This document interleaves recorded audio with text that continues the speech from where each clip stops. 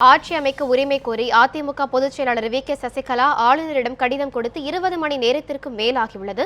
இந்நிலையில் இந்த விவகாரத்தில் ஆளுநரின் நிலைப்பாடு என்னவாக உள்ளது என்பது குறித்த தகவல்களை நமது செய்தியாளர் சஞ்சீவிடம் கேட்கலாம். சஞ்சீவி, பெரும்பான்மை சட்டமன்ற உறுப்பினர்களின் ஆதரவு கடிதத்தை வி.கே. சசிகலாவிடம் கொடுத்துள்ள நிலையில் அவரை ஆட்சி அமைக்க ஆளுநர் அழைப்பு விடுப்பது தொடர்பாக ஏதேனும் தகவல் இருக்கா? அனிதா, கடந்த 3 நாட்களாக தமிழகத்தை பொறுத்தவரை எழுந்த ஒரே கேள்வி, தமிழக பொறுப்பு ஆளுநர் வித்யாசாகர் ராவ் எப்பொழுது சென்னை வருகின்றார் என்றுதான். இந்நிலையில் சென்னை வந்த பிறகு நேற்றைய தினம் இரு தரப்பு, அதாவது முதலமைச்சர் ஓ பன்னீர்செல்வம் அதே போல சசிகலா ஆகிய இரண்டு தரப்பும் முடித்து தற்போது கிட்டத்தட்ட 24 மணி நேரத்துக்கு மேலாகிறது.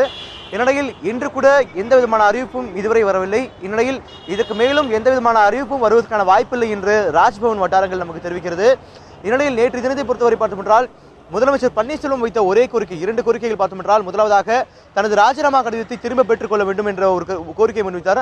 இந்நிலையில் இதற்கான வாய்ப்பு சட்ட ரீதியாக இல்லை என்று கூறப்பட்ட நிலையில், இரண்டாவதாக சட்டமன்றத்தை கூட்டி தனது பலத்தை நிறுவுவதற்கான வாய்ப்பை, அதாவது சட்டமன்றத்தில் அதிமுக சட்டமன்ற உறுப்பினர்களை அழைத்து அனைத்து சட்டமன்ற உறுப்பினர்களை அழைத்து தனது மெஜாரிட்டியை காட்ட வேண்டும் என்ற ஒரு வாய்ப்பை வழங்க வேண்டும். இதற்காக சட்டமன்றத்தில் மறைமுக வாக்கெடுப்பு எடுக்க வேண்டும் என்ற ஒரு கோரிக்கை, மொத்தமாக 2 கோரிக்கை முதலமைச்சர் பன்னீர்செல்வம் கோரிக்கை வைத்தார்.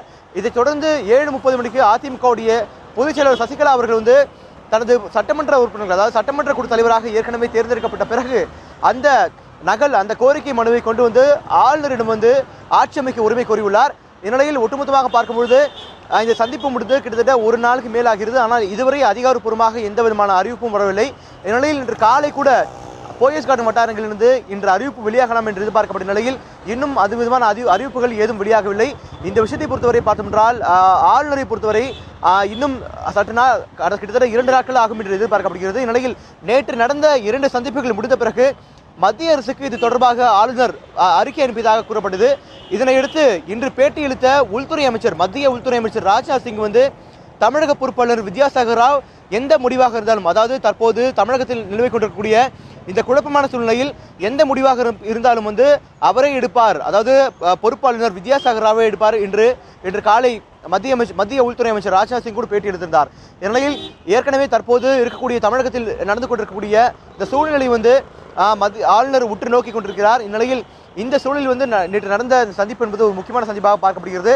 இது முடிந்த பிறகு இன்று காலை நீங்கள் குறிப்பிட்டது போல தமிழக தலைமைச் செயலர் கிரிஜா வைத்தியநாதன், அதே போல தமிழக காவல்துறை டிஜிபி உள்ளிட்ட உயர் அதிகாரிகள் ஆளுநருடன் தற்போது நிலவக்கூடிய நிலைமைகளை பற்றி ஒரு பேச்சுவார்த்தை நடத்தினர். இந்த பேச்சுவார்த்தை முடிந்த பிறகு பார்த்தோம் என்றால், அதாவது இந்த பேச்சுவார்த்தை முடிந்த பிறகு ஏதாவது முக்கிய அறிவிப்பு வருமா என்று எதிர்பார்க்கப்படுது. ஆனால் இந்த பேச்சுவார்த்தை முடிந்த பிறகும் தற்போது வரை அறிவிப்புகள் எதுவும் வரவில்லை.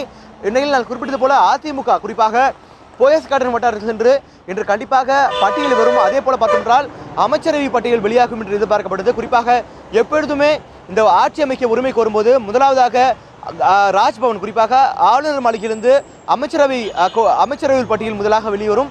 இந்நிலையில் இன்று பிற்பகலோ அதே போல மாலைக்குள்ளோ அமைச்சரவை பட்டியல் முதலாவதாக வெளியாகும் என்று எதிர்பார்க்கப்பட்ட நிலையில் இதுவரை அமைச்சரவை பட்டியல் கூட எதிர்பார்க்கவில்லை. அதே போல வேறு எந்த விதமான தகவலும் கிடைக்கவில்லை. இந்நிலையில் தற்போது நிலைமை பொறுத்தவரை பார்த்தோம் என்றால் தற்போது பாலிடிக்ஸ், தமிழகத்தில் இருக்கக்கூடிய அரசியல் சூடுபிடித்த நிலையில் தற்போது கொஞ்சம் தோய்வு ஏற்பட்டுள்ளது.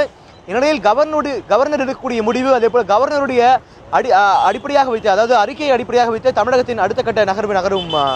அனிதா, சஞ்சீவி, உங்களது விரிவான தகவல்களுக்கு நன்றி.